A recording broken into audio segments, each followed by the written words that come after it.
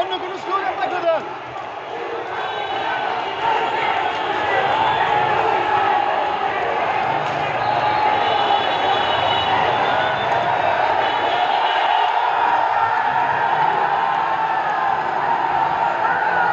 ভাই আমার মনে হয় আসলে ভালাইছে, নাইলে পরবর্তীতে কিনেছে।